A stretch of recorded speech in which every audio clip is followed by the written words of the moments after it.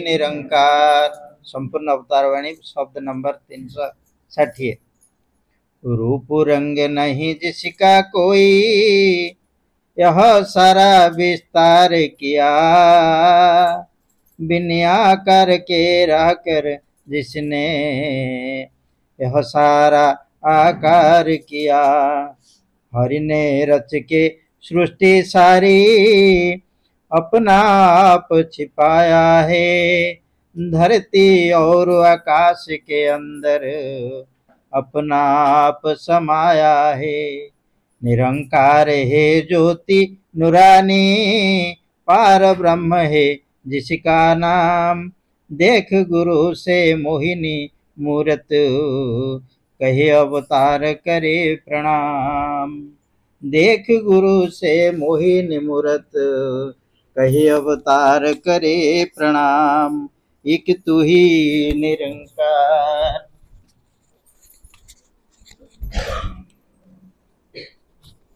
सज्जन मंडली आनंदर सहित कहवा धारण कार्ड दे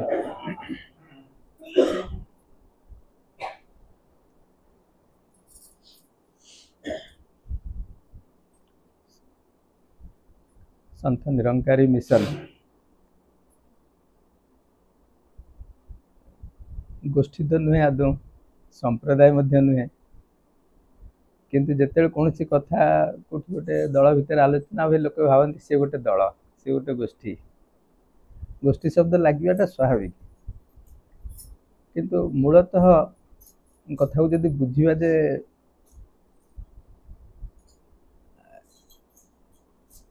सृष्टि आरंभ समय वर्तमान पर्यंत जहाँ भी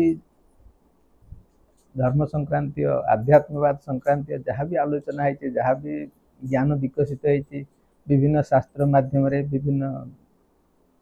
गुरु परंपरा माध्यम से सब को आलोचना कले जना पड़े संप्रदाय पर सृष्टि है संप्रदाय प्रथम सृष्टि है प्रथम तो गोटे विचार विकास है गोटे अनुभूति हो अनुभव हो बा ज्ञान ही कह जाओ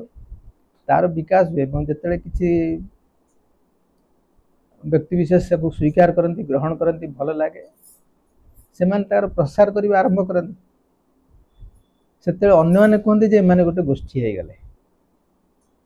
कि संप्रदाय रूप नहीं जाए जिते भीतर संकीर्णता आसी जाए जे पर्यंत ज्ञानर प्रचार प्रसार असीम आनंद आड़ विस्तीर्ण होता है विस्तारित होता है से पर्यंत से संप्रदाय हुए किंतु जो संकीर्णता प्रवेश करी जाए आमे अलगा से माने आमठू अलगा ये भाव जो आसी जाए से गोटे संप्रदाय हो जाए आपण हिंदू मत को संप्रदाय कहि पारिबे मुसलमान संप्रदाय कहि पारिबे क्रिश्चियन को संप्रदाय कहि पारिबे किंतु निरंकारी मिशन संप्रदाय कहीं कहे नहीं निरंकारी मिशन ये संप्रदाय नुहे निरंकारी मिशन निजको अन्य अलग मणेनी निजको अन्य अलग मणेनी निरंकारी मिशन आपण भितर आमे जो अन्य मैंने देखते छोट छोट गोटे छोट उदाहरण कौन मुसलमान भाई कि कहते आप आसते मंदिर में बसिक कलमा पढ़ा नमाज करवा राजी हे ना आपण हिंदूर कौन पंडित भाई को नियंतु ब्राह्मण को नियंतु कहते चलती आज बसवा मस्जिद रे सेठी विष्णु मंत्र पढ़ा सी राजी हे ना अड़ुआटा कौटी राजी न हबार कौन कारण हो पारे कारण जे तांकर मानसिकता भिन्न एमती नुहे जगार किसी परिवर्तन घटीगला एथि भी मंदिर भितर भी गोटे स्थान अच्छी मस्जिद भितर भी स्थान अच्छी से वायुमंडल अच्छी परिवेश रे किसी विशेष फरक नहीं तफात नहीं हाँ चित्र मूर्ति प्रतिमा ये सब कथा बाह्य जगत सी कौन अलग थी पारे किंतु जनकर निजर इष्ट स्मरण करने इष्ट पूजन करने जदि किसी से खोजब ये जगह जहाँ अच्छी से ताकू सहजरे जड़े ग्रहण करें ग्रहण न करवाटा हूँ संप्रदायर लक्षण किंतु आप निरंकारी मिशन कौन भाई भौणी कहतु से आनंद रे मंदिर भितर बसिक इष्ट स्मरण करें आप जो ठीक डाकतु गिरजा को नियंतु मस्जिद के नियंतु खोला पड़िया को नियंतु मशाणी के नियंतु बा कौन सी जगह जदि आप कहते गोटे अति नीच स्थार जगह गोटे कदर्य जगह से जगार बसिक सी तार इष्ट स्मरण कर तेणु ये आध्यात्मिकतार सूचना संप्रदायर सूचना नुहे कौन सी गोष्ठीर सूचना नुहे गोष्ठी तो आ गोटे छोट संकीर्ण कथा जो से से मोर तोर भावना प्रवेश कर जाए आम गोष्ठी बड़ आम संप्रदाय बड़ आमर विचार बड़ आमर धर्म बड़ आमर आलोचना बड़ आम जहाँ कहूँ ठीक कहूँ ये शब्द सबू ही संकीर्णतार प्रमाण तेणु निजक बड़ बोली विचार करवा निजक ठीक बोली कहवा मु जहाँ कहूँ ठीक कहूँ हाँ आपण कौन कहते से आपण कौन पाँच से गोटे बड़ गुरुत्वपूर्ण कथा आपण जहाँ कहते ताहा केते युक्तियुक्त शास्त्र सम्मत अध्यात्मवाद सम्मति मिलूँ कि नहीं ता छड़ा आप कौन पाँच ये कथा को लेकर आपड़ कहींपर गोटे आध्यात्मिक आलोचना हो कि ना कौन गोष्ठीगत आलोचना हो सज्जन मंडली महात्मा कथा भितर आम कथा शुणुले जे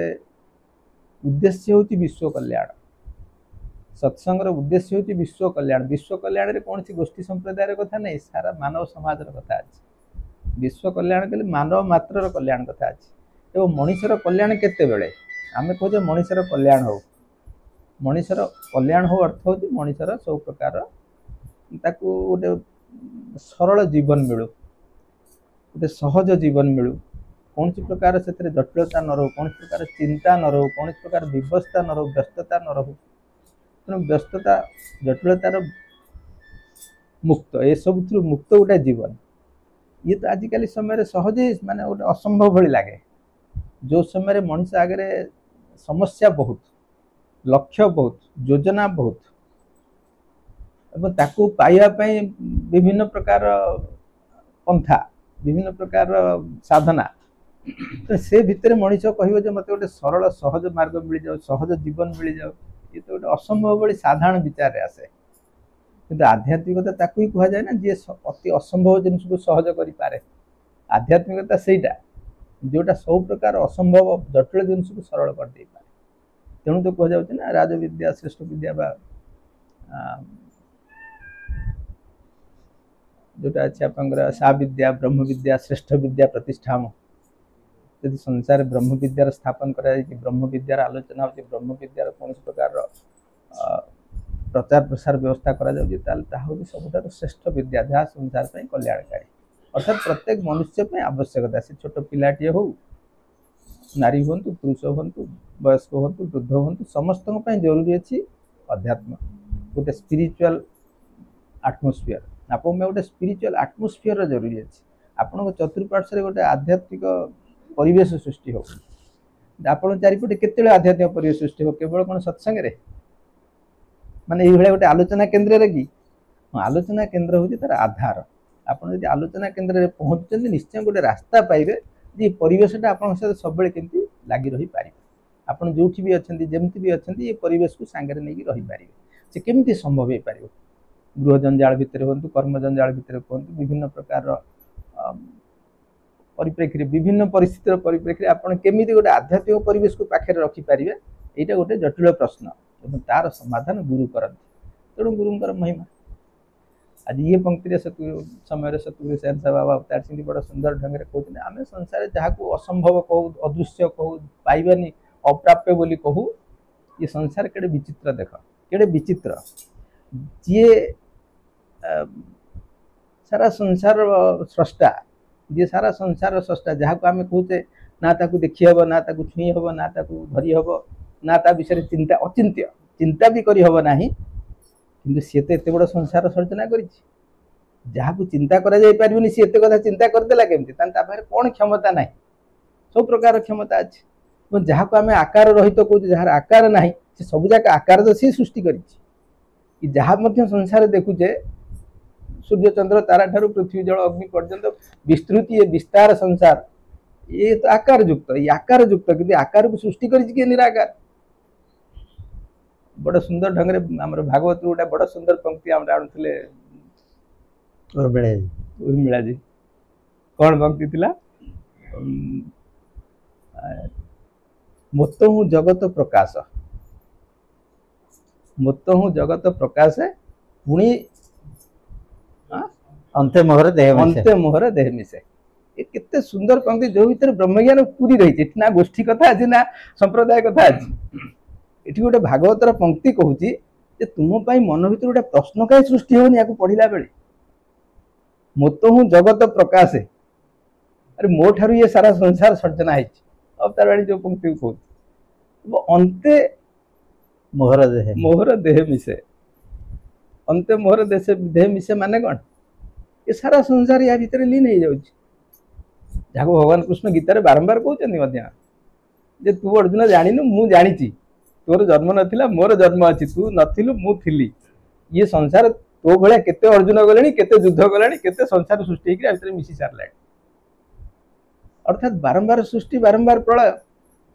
यदि या भीतर घटुची एवं यार आदि साक्षी किए जी स्थिर जी सत्य जी सनातन जी निश्चल या जड़े जानी नब ये प्रकार गोटे तत्व को जब जानी नब ताले मन भीतर गोटे अन्य प्रकार भाव सृष्टि हम ये जो सहज जीवन कथार अर्थ कौन गोटे मनुष्य जीवनटा सहज हो आजिकल मनुष्य मात्र टेंशन हो आज कुमार भाई कथा ड्यूटी पर देह खराब हो अर्थ कौन गोटे ड्यूटी पर थी अवस्था जड़े व्यक्ति देह खराब हो अर्थ कौन हो पारे किसी ना किसी मुंडे टेंशन अच्छी किसी ना किसी चिंता अच्छी कौन ना कौन कथार समाधान किसी अड़ुआ अच्छी किंबा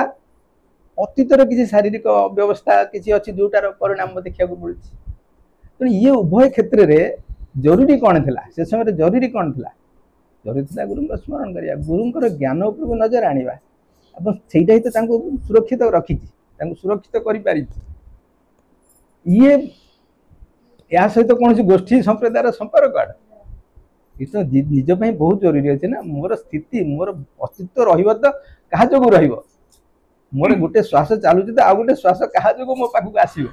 ये कारण ये भावना को जब ग्रहण न करुँच तो कृतज्ञ ना ये श्वास क्या मूल्य दूसरी ना आगामी श्वासर मु हकदार हूँ जो श्वास ग्रहण करुँच मूल्य दौना केवे मुझे धन्यवाद दौने जे प्रभु ते धन्यवाद एवं आगामी श्वास मु हकदार होनी मोर योग्यता ना मुझे गोटे श्वास नेबी मुझे कृतज्ञ तथा प्रभु दयालु जे प्रति मुहूर्त में मत श्वास जोगाऊँ ये तो बहुत बड़ कथा आ जी प्रभु को प्रति मुहूर्त में धन्यवाद दौर चिंता कहीं जीवन जटिल कहीं हम विभिन्न प्रकार समस्या को से सहज समाधान न कर कहीं समाधान सूत्र कौन जहाँ झील कहते अन्य महात्मा कहते प्रेम ही एकमात्र रास्ता प्रेम ही एकमात्र रास्ता तुम संसार को भल पाइबा महात्मा जमी मंत्र आरंभ करते मदात्मा सर्वभूतात्मा ये मंत्र शब्द उच्चारण पर नुहे ये भाव निज भितर आभास करने बुझापी लयर आने तार आनंद अनुभव करने महात्मा कहते आनंद नवाक आनंद नवार अर्थ कौन ये भाव में बुड़ी जावा ये भाव में बुड़ी रहा जीवन प्रति क्षेत्र में प्रयोग करना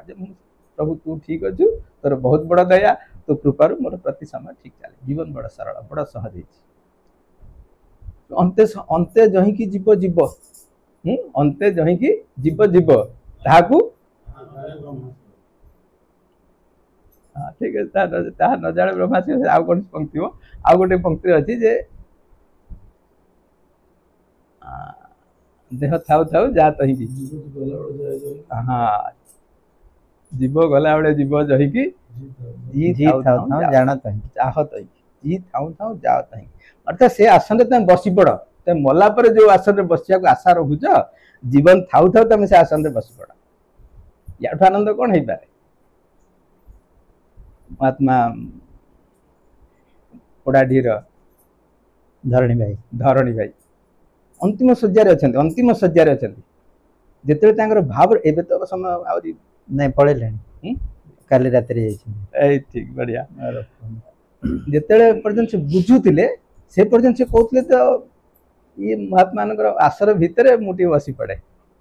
अंत समय प्रार्थना जे मुझे महात्मा आसर भितर बसी पड़े बसिले सब इच्छा पूरण करदे तेणु आसन बसीगले शरीर छाड़ीगला महात्मा कहते टिपी खोलिया कथा महात्मा ने लिखिं पंक्ति फुटा कुंभ जल जल समान हांडी भांगी हांडीर कलसीर पानी बाहर पानी मिसीज अर्थात जीव जीव जहीकि जाओ तहीकि से पहुँची जा बसी पड़ या आनंद कौन हो पारे तेणु जीवन कष्टदायी केते जिते मोहग्रस्त मनुष्यर मोह ही मनुष्य को कष्ट दिए तेणु मोह भंग केते मनुष्य जो तार कारण को बुझीज उद्देश्य बुझीज जहाँ किसी हूँ प्रभु के इच्छा हो ये कथा को स्वीकार करना जहाँ किसी हूँ प्रभु के इच्छा होती कथा को स्वीकार करना मानि नब बुझीज मानि नब कहवा मानिज भितर जो तफात हटेदब कि प्रभु तो इच्छा ही मंगलमय ये जीवन को सहज करदब टेंशन फ्री करदब आयुष बढ़ेब यार परिणाम कौन आपंकर जदि ये भाव आप बढ़ाऊँ आपंकर आयुष बढ़ी आप स्वास्थ्य ठीक रहा सांसारिक जीवन सुखी हो बाकी आध्यात्मिक जन तो सतुरी एमती सरल करदे महात्मा कौटी गोटा लिखिं जे बाबा अवतार सिंह जी कहते कि लिखिं अवतार बाणी मोक्ष तो मुझे चुटकी दे दिए मोक्ष तो मुझे चुटकी दे दिए लोक जो मोक्ष बहुत मोक्ष प्राप्ति 84 लक्ष जन्म मुक्ति भाग छोटिया कथा मोक्ष प्राप्त गुरु कहते मोक्ष तो मुझे चुटकी दे दिए मोर शिष्य मान चुटकी मोक्ष दे दिए किंतु साधन करिया पड़े जीवन को सहज करिया बाकी जो समय नब ना कृतज्ञतार नियो प्रभु को धन्यवाद देके नियो आनंद बिता दास कथार कौन भूल क्षमा करिए सास प्यार से